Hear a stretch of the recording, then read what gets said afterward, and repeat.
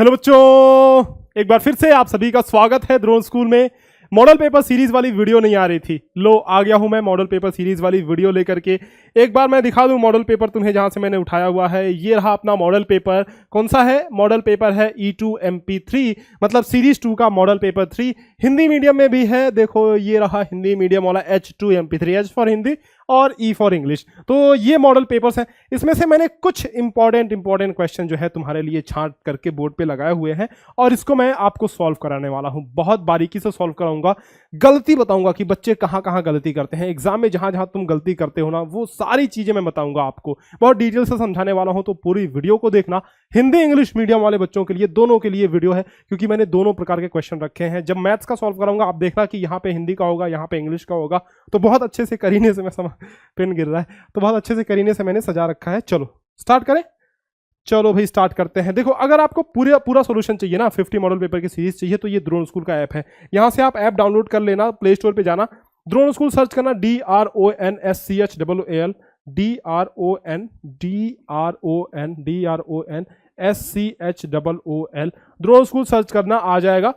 यहां से तुम डाउनलोड कर सकते हो ये ऐप। इस ऐप में देखो, एक तो नवोदय विद्यालय का कोर्स है, नवोदय का कोर्स है, मॉडल पेपर की सीरीज है। इसके अलावा सैनिक स्कूल का भी कोर्स इस पे आ गया है। तो अगर आप बच्चे सैनिक स्कूल का भी तैयारी कर रहे हो तो आपके लिए ये एक अच्छा विकल्प हो सकता है ये ऐप। ठीक है, चलो स्टार्ट करते हैं क्वेश्चन नंबर 1 से। So this is the question number 1। ये रहा आपके स्क्रीन के सामने। देखो, आपको ये क्वेश्चन देखते ही पता चल जाना चाहिए कि कौन सा क्वेश्चन है। ये है odd man out. Odd man out मतलब कि क्या बच्चे? ऑड मैन आउट वाला क्वेश्चन है। कुल मिलाकर के 10 पार्ट होते हैं, जिसमें से ऑड मैन आउट वाला ये क्वेश्चन है, यानी कि भिन्न आकृति वाला क्वेश्चन है। अब इसमें देखो, ABCD ऑप्शन में कहीं तुम्हें कुछ सिमिलरिटी दिख रही है? देखो, ये जो है ना A, ये टाइम से रिलेटेड है।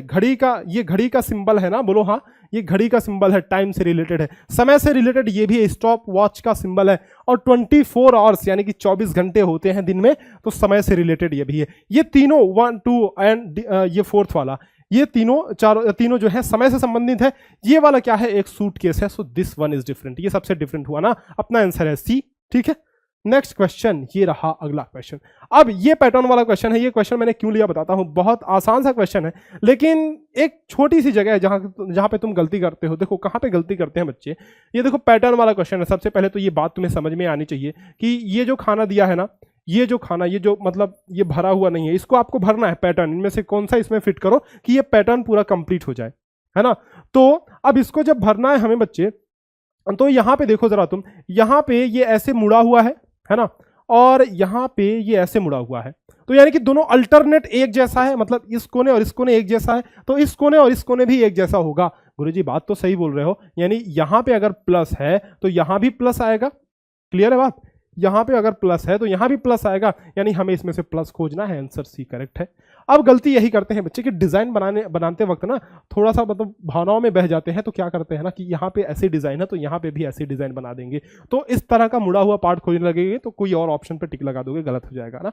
तो ये चीजें नहीं करनी है, आपको देखना है, थोड़ा समझना है इस प्रकार के क्वेश्चन में। आगे बढ़े, अगला क्वेश्चन जल्दी जल्दी थोड़ा करेंगे। और देखो छोटी छोटी ट्रिक्स भी बताते चलूंगा। जैसे इसी में देखो बहुत अच्छी ट्रिक बताने वाला हूँ, समझना। ये भी पैटर्न वाला ही पार्ट है, लेकिन हमें पूरे डिजाइन को ट्रेस आउट करने की जरूरत नहीं है। जैसे कि इधर जो डिजाइन है, इधर जो डिजाइन है, इधर जो डिजाइन है, उसी के हिसाब से यहां भी डिजाइन होगी। बात क्लियर है? लेकिन छोटी छोटी चीजें ट्रेस करेंगे कि ताकि हमारा आंसर जल्दी से जल्दी आ सके। अब क्या वो छोटी चीजें देखना जरा।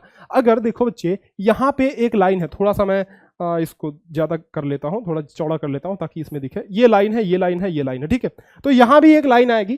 क्लियर है गुरुजी बात? यहां भी एक लाइन आएगी, यहां भी लाइन आएगी। लेकिन समझना कि अगर हम पूरे डिजाइन को बनाने बैठ जाएं, यहाँ पे बहुत बारीक डिजाइन है ना, बहुत सारी चीजें से, बहुत सारी लाइन से, बहुत सारी आर्क है, तो अगर हम पूरे डिजाइन को बनाने बैठ जाएं तो बहुत टाइम हमारा लग जाएगा। हमें क्या करना है? पूरे डिजाइन को नहीं बनाना है। मुझे बात ये समझ में आ गई गुरुजी, तो कि ऐसे रहेगा और यहां पे एक लाइन आने वाली है। अब यहां पे एक लाइन देखो, क्या इस वाले में यहां पे लाइन है? यहां पे नहीं है ना। इस वाले में है क्या? बोलो तो मुझे बताओ। यहां पे भी, इस वाले में यहां पे लाइन नहीं है, इसमें भी यहां पे लाइन नहीं है। तो answer B, C and D वैसे ही गलत हो गया। रिजेक्शन का हमने फॉर्मूला इस्तेमाल किया तो सिलेक्शन अपने आप हो गया। बोलो है ना। रिजेक्ट करते जाओगे ना, सेलेक्ट अपने आप हो जाएगा ऑप्शन कौन सा सही है, अपना ए ऑप्शन सही है।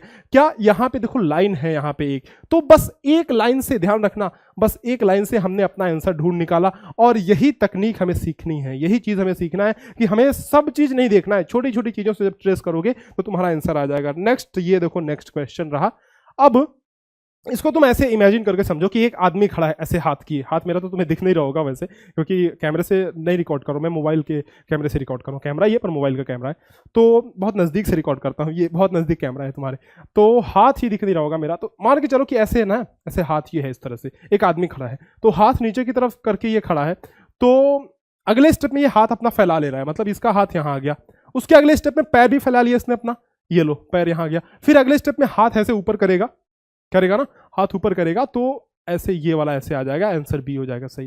ठीक है, नेक्स्ट क्वेश्चन देखो, नेक्स्ट क्वेश्चन क्या है, यहाँ पे ये देखो, यहाँ पे ये ऐसी लाइन है, अगले स्टेप में क्या हो रहा है कि इसको अपन ने ऐसे पलट दिया, ऐसे पलट दिया, देखो ये चीज थी जो इसको हमने ऐसे पलट दिया, पलटने के बाद एक और लाइन यहाँ पे लगा दी, एक और लाइन खींच दी। ठीक है, क्लियर है बात। अब फिर से इसको ऐसे पलट रहे हैं, देखो ध्यान से समझना, जो जो चीज है उसको ऐसे जब पलट दोगे ऐसे, तो अपने पास ये चीज बची हुई है, मतलब ऐसे पलट दिया, एक और लाइन यहाँ पे लगाएंगे, एक और लाइन क्या कर रहे हैं बेटा, ध्यान से देखो कि एक और लाइन यहाँ पे अपन खींच रहे हैं, है ना, यहाँ पे एक और लाइन खींच रहे हैं, तो ऐसा हो गया। अब फिर से जो है पलटेंगे इसको, फिर से क्या करेंगे, पलटेंगे, तो ये पूरा का पूरा ऐसे स्वास्तिक का चिन्ह बन जाएगा। दीपावली में हम लोग शुभ दिवाली लिखते हैं ना, घर पे बनाते हैं, तो ये स्वास्तिक का चिन्ह बन गया। अब स्वास्तिक का चिन्ह इसमें तो उल्टा है, ये तो हो नहीं सकते, तुम तो गए और तुम भी गए, तुम अधूरे हो, अधूरा हमें नहीं चाहिए, हमें तो पूरा चाहिए, हमें पूरा चाहिए, हमें अधूरा नहीं चाहिए। तो देखो अब क्या है कि अब अपन क्या करेंगे ना, जैसे इसमें देखो, इसमें ये तीर का निशान इधर की तरफ है, इसमें इधर की तरफ है, इसमें इधर की तरफ है, तो क्या मैं कह सकता हूं कि अगला तीर का निशान ऐसे इधर की तरफ आएगा, उस डायरेक्शन में आएगा। ठीक है, तो बी ऑप्शन अपना सही हो गया। देखा, छोटी छोटी चीजें हम ट्रेस आउट करते हुए चल रहे हैं, तो हमारा आंसर आ गया। नेक्स्ट में चलते हैं, ये रहा क्वेश्चन नंबर 18। अब इसमें कैसे करना है ध्यान से समझना, एक छोटी सी तकनीक मैं तुम्हें बताता हूं। देखो कि ये अलाइनमेंट कैसा है, मतलब ये इस डायरेक्शन में है कि नहीं, ऐसे इस डायरेक्शन में है ना, तो संबंध क्या है, पहली बात तो ये समझो कि भाई साहब ये संबंध वाले क्वेश्चन है। कौन से बेटा, संबंध वाले क्वेश्चन, संबंध वाला क्वेश्चन है ये, यानी कि इसको एनालॉजी बोल सकते हो या फिर रिलेशनशिप बोल सकते हो। तो ये इस तरह से अलाइनमेंट है इसका, है ना, इस तरह से अलाइनमेंट है।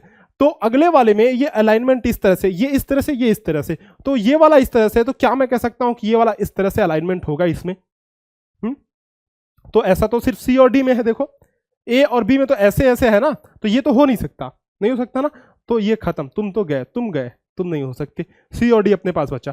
अब सी और डी में देखो बेटा, सी और डी में कैसे करें, ए और बी में तो इस तरह से हो गया, देखो इसमें हो क्या रहा है, ए के बाद क्या है, इसको मिटाता हूं मैं थोड़ा सा, ओहो ये लो, तो देखना ए और बी में क्या है कि ए के बाद बी आता है, बी को हमने वैसे ही रखा, बी के बाद स्टार्ट कर दिया सी कर दिया, बी के बाद सी कर दिया, तो एम के बाद एन आता है, एन को हमने वैसे ही रखा, एन के ऊपर हम ओ कर देंगे, एन के बाद ओ कर देंगे, एन को वैसे ही रखेंगे, ओ कर देंगे, ऑप्शन अपना सी ऑप्शन हो गया, है ना।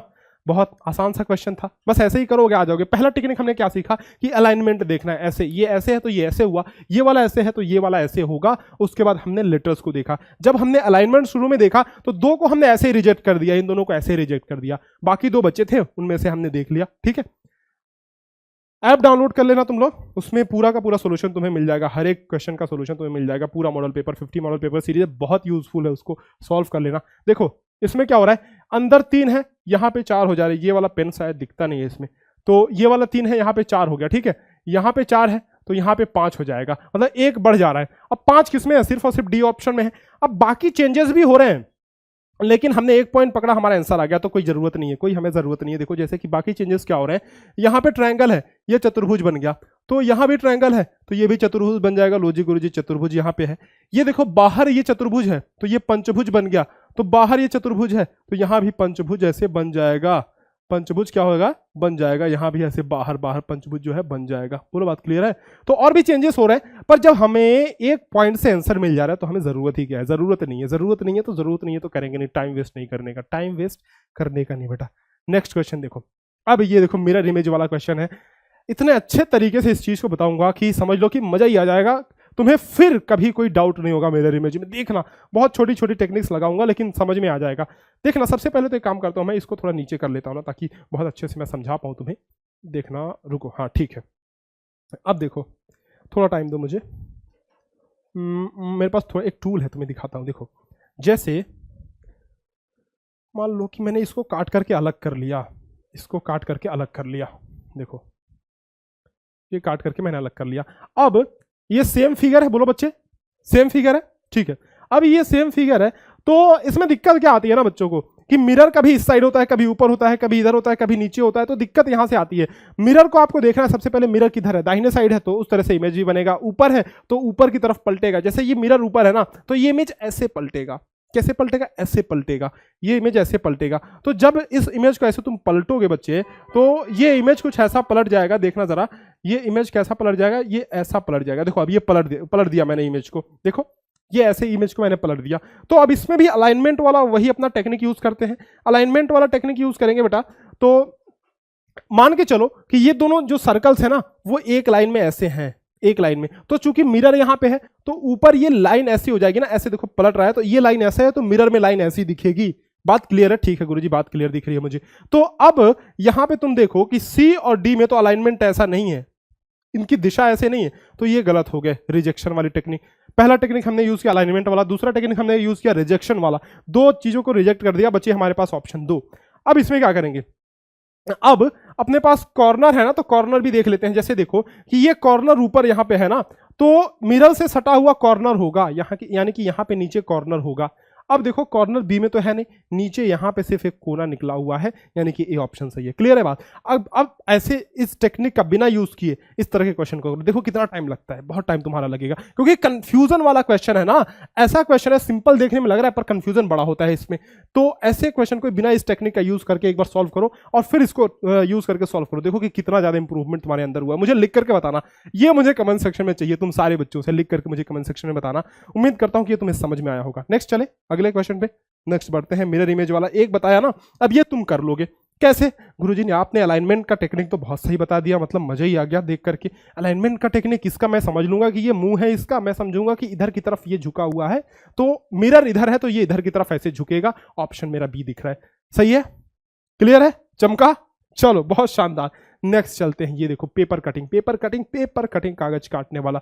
अब थोड़ा अगर तेज हो रहा होगा वीडियो, तो YouTube में ऑप्शन है, तुम उसको स्लो डाउन कर लेना, क्योंकि जब तेज प्रैक्टिस करोगे ना, तो तुम्हें भागने की प्रैक्टिस होगी, तो तुम्हारा टाइम बचेगा, और यही प्रैक्टिस तुम्हें एग्जाम में जो है सफल करवाएगी, सफलता दिलवाएगी। देखो जरा समझना बात को।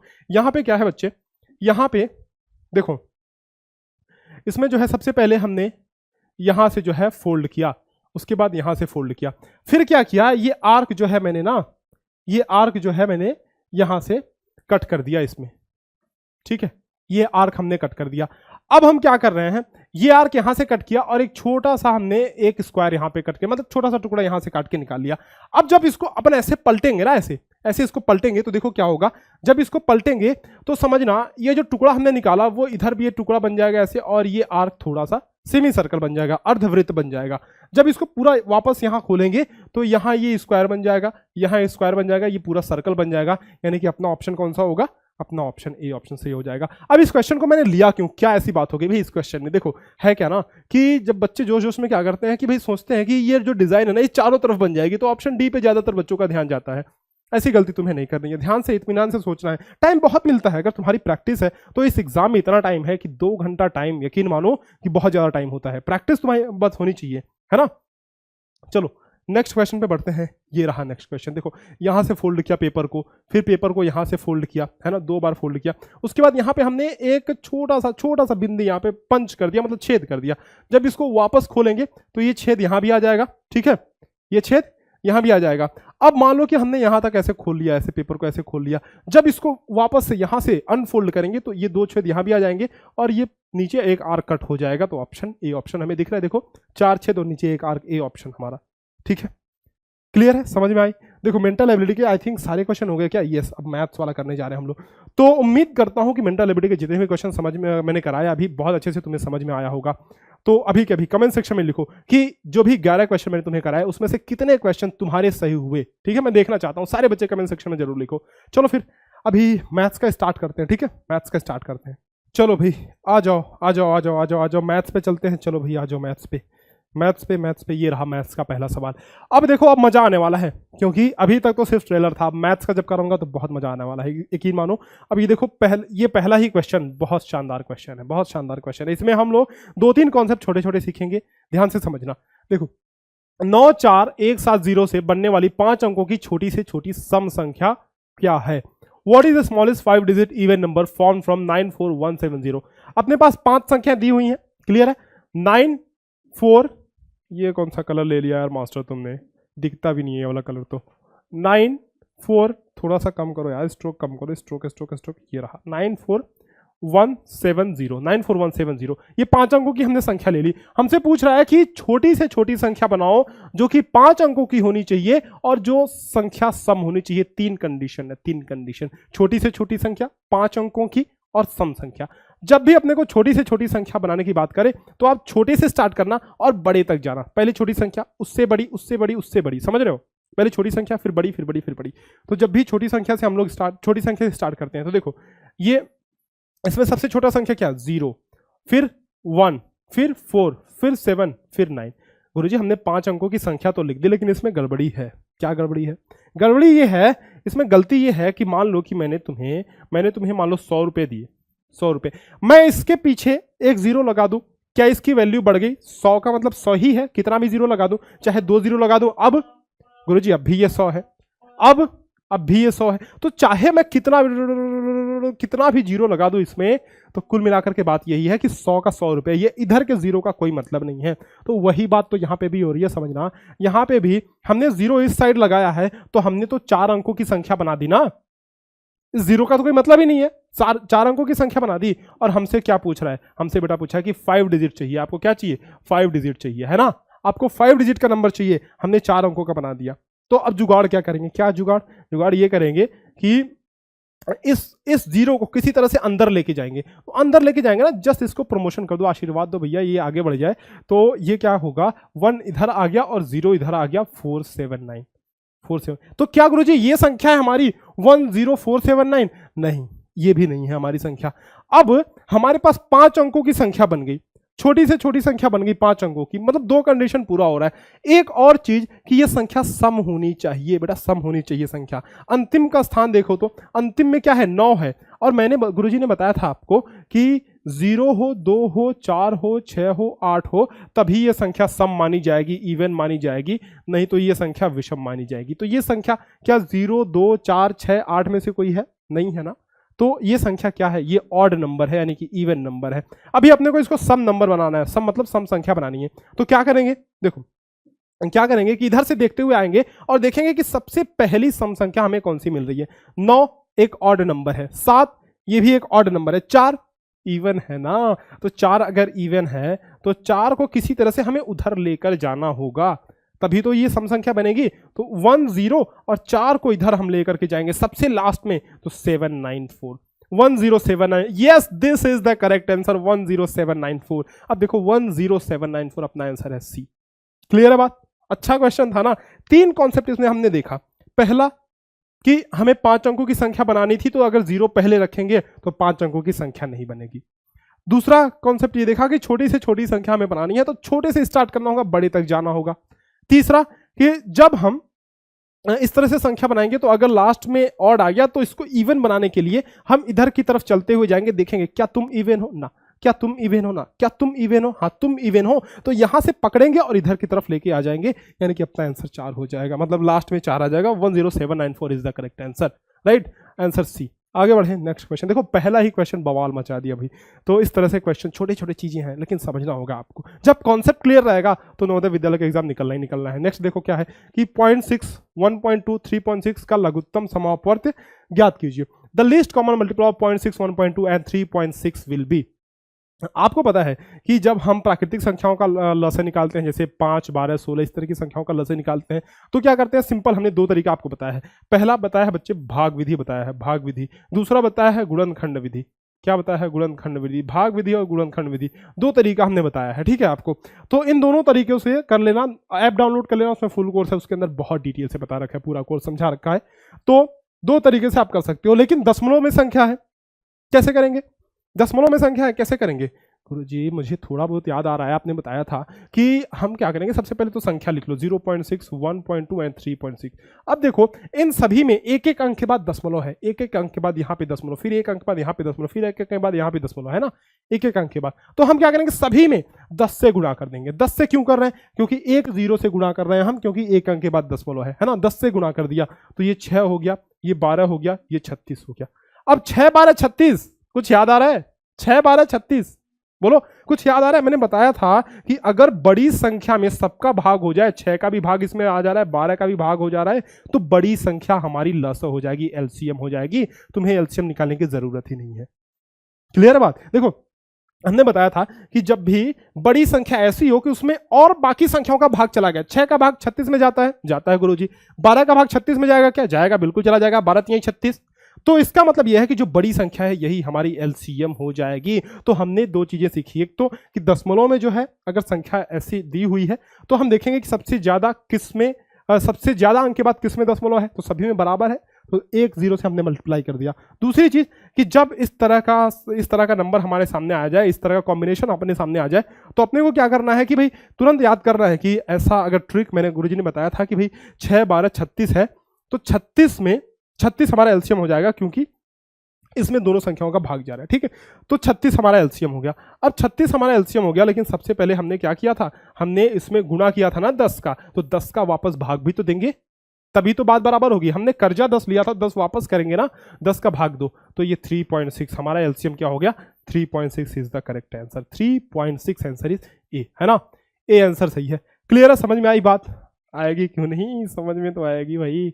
ये देखो अगला क्वेश्चन, देखो अगला क्वेश्चन ये रहा। नेक्स्ट क्वेश्चन क्या कह रहा है कि 5.76 का स्क्वायर भागा 2.4 गुणे 7.25 का सन्निकटन मान होगा। द अप्रोक्सीमेट वैल्यू ऑफ 5.76 का स्क्वायर डिवाइडेड बाय 2.4 इंटू 7.25। अब देखो सबसे पहले तो एक्सप्रेशन को ऐसे लिख लेते हैं ना। देखो सबसे पहले तो ये समझो कि 5.76 का स्क्वायर दिया हुआ है ना, तो क्या मैं 5.76 इंटू 5.76 लिख सकता हूं, क्योंकि स्क्वायर दिया हुआ है, 2 बार लिख लिया, ठीक है।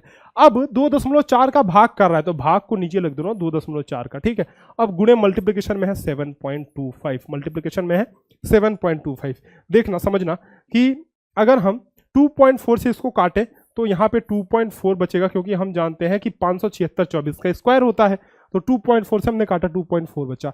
तो अब हमारे पास जो एक्सप्रेशन बचा 5.76 इंटू 2.4 इंटू 7.25। अब एक चीज हम देखेंगे, ऑप्शन में हमें देखने को मिल रहा है कि ये जो ऑप्शन है बड़े दूर दूर है, ये 2 है, ये 20 है, ये 100 है, ये 10 है, बहुत दूर दूर डाइवर्स आंसर है हमारे। तो हम क्या करेंगे, इसको बहुत अप्रोक्सीमेशन में ले लेंगे, एकदम नजदीक 5.76 है ना, तो क्या ये 6 के बराबर है? गुरुजी बात सही है, 6 के बराबर है। 2.4 है, तो क्या ये 2 के बराबर? लगभग मतलब बराबर नहीं है, उसके करीब है। अगर 2.5 होता तो हम लोग 3 लेते, 2.4 है तो इसलिए हम लोग 2 ले रहे हैं। 7.25 है, तो क्या ये 7 के बराबर है? गुरुजी बात सही है, लगभग मान के चलो कि आप 7.25 है क्या? यस, मान लो 7 के बराबर है। तो ये देखो 6 दूना 12 और 12 7 84, यानी ये लगभग 84 के बराबर इसका मल्टीप्लिकेशन आ रहा है। कह रहा है कि अप्रोक्सीमेट वैल्यू बताओ, तो सबसे करीब किसके है? क्या ये 100 के सबसे करीब है? गुरुजी बात बिल्कुल सही बोल रहे हो आप, तो 100 के ये करीब है, तो ऑप्शन अपना सी ऑप्शन करेक्ट हो गया, है ना? क्लियर है? चलो नेक्स्ट क्वेश्चन, ये रहा नेक्स्ट क्वेश्चन। प्रथम 6 विषम संख्याओं का औसत क्या होगा? What will be the average of first 6 odd numbers? प्रथम 6 विषम संख्याओं का औसत पूछ रहा है ना, सिंपल सा फॉर्मूला, कुछ नहीं करना बच्चे। एन देखो मैं बताता हूं। मान लो आपसे पूछे कि प्रथम n विषम संख्याओं का औसत आपसे पूछ रहा है, अगर है ना, औसत आपसे पूछ रहा है, तो आप क्या करो, सिंपल सा बात है कि n विषम संख्याओं का औसत पूछ रहा है तो n ही हो जाएगा। क्या हो जाएगा? n ही हो जाएगा। मतलब 6 संख्याओं का औसत पूछ रहा है, 6 विषम संख्याओं का, तो 6 ही हो जाएगा। यानी कि गुरुजी इतना आसान है? हाँ भाई इतना आसान है, इतना ही आसान सवाल आता है, इससे कठिन नहीं आता। तो 6 विषम संख्याओं का औसत हो जाएगा, ठीक है। 6 विषम संख्याओं का औसत 6 ही हो जाएगा। नेक्स्ट क्वेश्चन देखो, ये रहा। एक मिनट, इसको मैं थोड़ा सा इधर कर लेता हूँ, शायद तुम्हें दिख नहीं रहा हो ये। हाँ अब दिख रहा है ना, चलो जी। तो नेक्स्ट क्वेश्चन क्या कह रहा है कि आपको क्या करना है, 150 किमी प्रति घंटा की गति को किमी प्रति मिनट में बदलना है। Change the speed of 150 kilometre per hour into kilometre प्रति मिनट। अब हमें समझना, ध्यान से बात समझना कि किलोमीटर प्रति मिनट प्रति घंटा दिया हुआ है। क्या दिया हुआ है बच्चों? किमी प्रति घंटा दिया हुआ है। अब हमें इसको बदलना है, हमें इसको बदलना है किलोमीटर प्रति मिनट में। किसमें बदलना है? किलोमीटर प्रति मिनट में।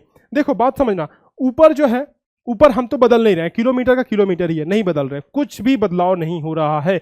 नीचे हम घंटे को मिनट में बदल रहे हैं। इसका मतलब ये हुआ कि घंटे को जब 1 घंटे में हम 60 का गुणा करते हैं तब हमें मिनट मिलता है ना। 1 घंटे में 60 मिनट होते हैं, तो घंटे को मिनट में बदलने के लिए 60 का गुणा करना होगा मुझे। क्लियर है? ठीक है। तो मैं 150 किलोमीटर दिया हुआ है, 150 किलोमीटर प्रति घंटे। तो क्या मैं 150 को 150/1 लिख सकता हूं? गुरुजी बात क्लियर है, 150/1 लिख सकता हूं।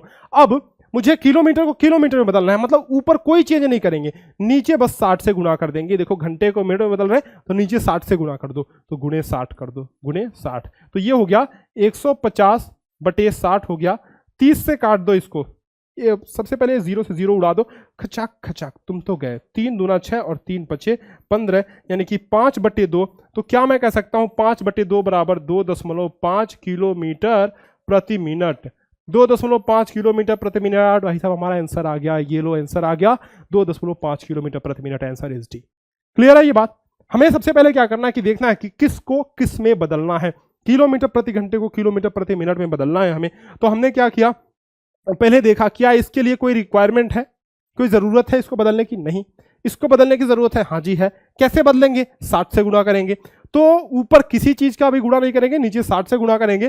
तो 150 को हमने 150/1 लिखा, ऊपर को ज्यों का त्यों छोड़ दिया और नीचे 60 से गुणा कर दिया, हमारा आंसर आ गया। कितना सिंपल है ना? बहुत सिंपल है, ऐसे ही क्वेश्चन आते हैं। नेक्स्ट देखो, 2000 का 12% वार्षिक ब्याज की दर से। क्वेश्चन क्या कह रहा है कि 2000 का 12% वार्षिक ब्याज की दर से 146 दिनों का साधारण ब्याज कितना होगा? What will be the simple interest of 146 days at the rate of 12% per annum interest of ₹2000। ठीक है, 2000 रुपए पर हमें ब्याज पूछ रहा है। तो हम जानते हैं बच्चे, सिंपल सा फॉर्मूला है SI इंटू PRT/100। PRT/100 मतलब सिंपल, हिंदी मीडियम वाले बच्चे समझो कि SI मतलब सिंपल इंटरेस्ट, साधारण ब्याज, P मतलब प्रिंसिपल मतलब मूलधन, R मतलब रेट, मैं लिख दे रहा हूं यहां पे। SI का मतलब साधारण ब्याज है। वैसे देखो ये इंग्लिश तुम्हें पता होनी चाहिए, इतनी हिंदी मीडियम वाले बच्चों को भी बोल रहा हूं, क्योंकि इससे ना फॉर्मूला लिखने में आसान हो जाता है और सॉल्व करने में थोड़ी मतलब जल्दी तुम सॉल्व कर लोगे इसको। P मतलब क्या है कि मूलधन है अपना, और R मतलब क्या है? रेट मतलब दर है अपना, और T मतलब क्या है? टाइम है अपना। T मतलब क्या है? टाइम है। ठीक है, T मतलब समय है, ये हिंदी मीडियम वाले बच्चों के लिए T मतलब समय है। देखो अब SI is equal to PRT/100। Principal कितना लिखा दिया हुआ है हमारे पास? प्रिंसिपल देखो दिया हुआ है 2000 रुपए, 2000 रुपए। ठीक है, 2000 रुपए। रेट कितना है? तो 12% है रेट, 12%। T अभी टाइम के बारे में समझा रहा हूं, बटे नीचे पहले 100 करो तुम। अब देखो टाइम 146 दिया हुआ है, तो क्या तुम 146 रखोगे? बोलो, क्या तुम 146 रखोगे? नहीं। क्यों नहीं रखेंगे? 146 इसलिए नहीं रखेंगे क्योंकि ये जो है ना टाइम, वो दिन में दिया हुआ है। हमें तो किस में चाहिए? हमें वर्ष में चाहिए, क्योंकि हमारा जो वार्षिक ब्याज लगता है ना वो वार्षिक है, मतलब वर्ष में एक बार लगता है। तो टाइम को हमें कन्वर्ट करना पड़ेगा, किस में कन्वर्ट करना पड़ेगा? साल में, यानी कि वर्ष में कन्वर्ट करना पड़ेगा। तो हम क्या करेंगे, टाइम यहाँ पे दिया हुआ है ना, कितना दिया हुआ है बच्चे? टाइम दिया हुआ है 146, तो 146 यहाँ पे लिखेंगे और 365 का भाग दे देंगे, क्योंकि साल में कन्वर्ट करना है, एक साल में 365 दिन, तो 365 का इसीलिए हम भाग दे रहे हैं। ठीक है, क्लियर है बात? चलो अब यहां से बहुत आसानी से तुम सॉल्व कर सकते हो। ये 00 से 00 खचाक खचाक तुम तो गए, कैंसिल कैंसिल। अब ये बचा तो इसको भी कर लेते हैं ना कुछ। देखो समझो, ये 146 से तुम 365 में भाग दोगे ना, तो 146 दूना 292 हो गया, और ढाई बार में भाग जाएगा, 2.5 बार में। ऐसे ऐसे समझो, इसको काट दिया करो ऐसे, क्योंकि जब दिन दिया हुआ होता है ना तो वो कुछ ऐसा ही देगा कि उसमें 2 गुना, 3 गुना, 2.5 गुना, 4 गुना इसी तरह का दिया हुआ होगा, ताकि तुमसे वो एग्जामिनर ये नहीं इसमें पूछना चाह रहा है कि तुम्हारी कैलकुलेशन कितनी अच्छी है। इसमें तुम्हें वो देखना चाह रहा है, तुमसे वो ये पूछना चाह रहा है कि भाई तुम ये बदल पा रहे हो कि नहीं, तुम कॉन्सेप्ट को समझ रहे हो कि नहीं। तो इसलिए नंबर्स कुछ ऐसे दिए हुए होते हैं कि ये कट जाते हैं। जैसे ये 2.5 बार में कट रहा है, ठीक है, 2.5 बार में कट रहा है, 2.5 ही आया। तो अब देखो ये 2.5 नीचे आ गया, तो ये 2 6 2 7 2 8 16 और 5 8 40, ये 8 बार में कट जाएगा। देखो ये 2.5 का भाग दोगे 20 में तो 8 बार में जाएगा।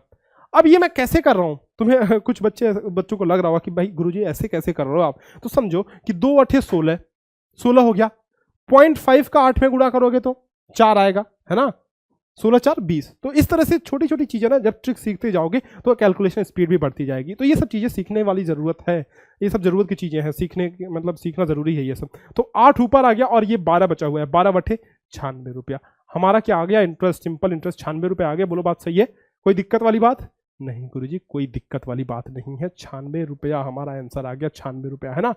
तो इस तरह से देखा हमने कितने, लगभग 11 क्वेश्चन हमने किए मेंटल एबिलिटी के, और 6 या 7 क्वेश्चन आई थिंक हमने कराया मैथ्स के, जो कि बहुत इंपॉर्टेंट क्वेश्चन थे। इनको फिर से दोबारा प्रैक्टिस कर ही लेना। किसी भी क्वेश्चन में डाउट आया हो, चाहे मेंटल एबिलिटी वाला क्वेश्चन रहा हो, चाहे ये मैथ्स का क्वेश्चन रहा हो, डाउट आया हो, तुरंत कमेंट सेक्शन में लिखो, तुरंत कमेंट सेक्शन में लिखो। मैं अगला वीडियो बनाऊंगा तो कमेंट का मैं फीडबैक जरूर लेता हूं, भले मैं रिप्लाई ना दे पाऊं। देखो मैं ज्यादातर कमेंट्स का रिप्लाई नहीं देता हूं, मतलब दे नहीं पाता हूं, और बच्चे इसको लगता है कि भाई, बहुत सारे बच्चों को लगता है कि गुरुजी रिप्लाई नहीं देते हो आप, तो ठीक है, मैं देखो रिप्लाई का क्या है, रिप्लाई मैं दे नहीं पाता, लेकिन यह है कि मैं कमेंट्स को जब पढ़ता हूं तो अगले वीडियो में उसका फीडबैक लेकर के जरूर इंप्रूवमेंट करता हूं। तो ना तुम एक काम करना, कमेंट सेक्शन में लिख जरूर देना। और अगर इसका पूरा सॉल्यूशन चाहिए तो भाई ये ड्रोन स्कूल का ऐप डाउनलोड कर लेना आप। इसमें सैनिक स्कूल का कोर्स है, नवोदय का कंप्लीट कोर्स है, 50 मॉडल पेपर का सीरीज है, तो उसमें जो है कंप्लीट सॉल्यूशन हर एक वीडियो का, हर एक मॉडल पेपर का पूरा हिंदी मीडियम में भी है, इंग्लिश मीडियम में भी है, तो डाउनलोड जरूर कर लेना। प्ले स्टोर पे सर्च करना DRONSCHOOL, यहाँ पे मिल जाएगा आपको। बाकी आप कमेंट में नीचे लिख करके सुझा सकते हैं कि अगला मैं किस टॉपिक पे वीडियो बनाऊं। उम्मीद करता हूं कि सारी चीजें बहुत अच्छी तरह से क्लियर हुई होंगी, एकदम समझ में आई होंगी। ठीक है, अपने दोस्तों के साथ शेयर कर देना, और वीडियो पसंद आई तो लाइक जरूर करना, लाइक करके हमारा उत्साह बढ़ाइए आप। इस वीडियो को शेयर करना मेरे दोस्तों के साथ। चलो फिर आपसे मिलेंगे नेक्स्ट वीडियो में एक नए लेक्चर के साथ, नए मॉडल पेपर के साथ। तब तक के लिए अलविदा, धन्यवाद।